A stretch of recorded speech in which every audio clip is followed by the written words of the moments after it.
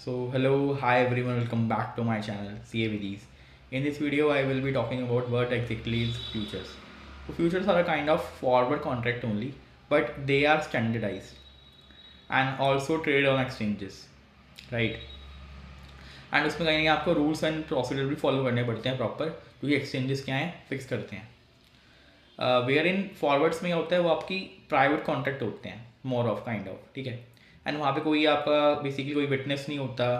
And हो सकता है कि वहाँ काउंटर पार्टी रिस्क भी बहुत ज़्यादा होता है, राइट। तो फॉरवर्ड होते हैं, देखो रिस्क तो दोनों में बहुत ज़्यादा है डेफिनेटली, बट मैं रिस्क के टाइप की बात कर रहा हूँ, ठीक है। मतलब कहीं ना कहीं फॉरवर्ड्स में रिस्क ज़्यादा है as compared to futures, right. But overall level पे देखोगे दोनों ही बहुत ज़्यादा रिस्की हैं, ठीक है। सो यही डिफरेंस था मेनली फॉरवर्ड्स एंड फ्यूचर्स में। अगर मैं आपको एग्जांपल दूँ, फॉर एग्जांपल मैंने अपने फ्रेंड के साथ कॉन्ट्रैक्ट एंटर करा कि भाई उसने आज गाड़ी खरीदी है। मैंने कहा कि भाई तो मेरे को ना 6 महीने बाद ही गाड़ी देती हो, क्योंकि वो उसको प्लान कर रहा है कि 6 महीने बाद दूसरी गाड़ी खरीद लेगा। तो उसने आज 10 लाख रुपए की गाड़ी खरीदी। मैंने उसको कहा यार मेरे को ना तो 6 लाख रुपए में दे दियो 6 महीने बाद, तो वो उससे दे देगा।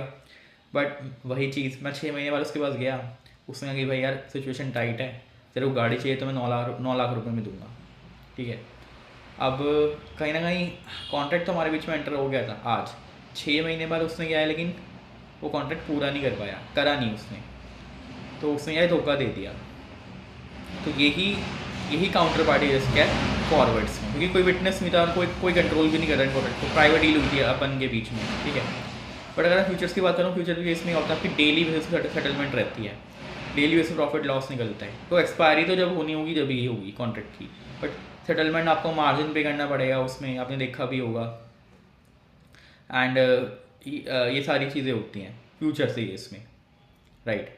सो they are kind of more regulated and more standardised. और जहाँ वहाँ देखो, और फ्यूचर्स में क्या होता है कि भाई जो स्टैंडर्डाइज है, फॉर एग्जांपल मैं कोई ट्रिप का पैकेज देख रहा हूँ या मैं कोई होटल का पैकेज देख रहा हूँ, तो उसमें अगर लिखा हुआ है कि भाई इतने नाइट्स के लिए आप स्टे कर सकते हो यहाँ पर, एंड फॉर एग्जांपल आपका ब्रेकफास्ट मिलेगा, डिनर एंड वो इंक्लूड नहीं होगा उसमें, लंच। तो अगर मैं उनको पूछूंगा अभी ना, वो मना कर देंगे, बिकॉज वो स्टैंडर्डाइज उनका बना हुआ है प्रॉपर।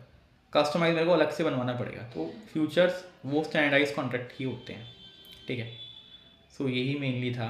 एंड नेक्स्ट वीडियो में मैं आप कहीं ना कहीं आपसे ऑप्शंस के बारे में बात करूँगा। जब भी आपने देखा होगा कि ये ब्रोकर्स वाली वेबसाइट्स होती हैं, ऐप्स होती हैं, उसमें आपने फ्यूचर्स में ऑप्शन देखा होगा कि एक्टिवेट कर लो, बट वहाँ पे क्या होता है आपके फॉरवर्ड्स में वर्ड मेंशन नहीं होता। तो यही मेनली डिफरेंस होता है फॉरवर्ड फ्यूचर्स में। बट ओवरऑल लेवल पे दोनों ही बहुत रिस्की हैं।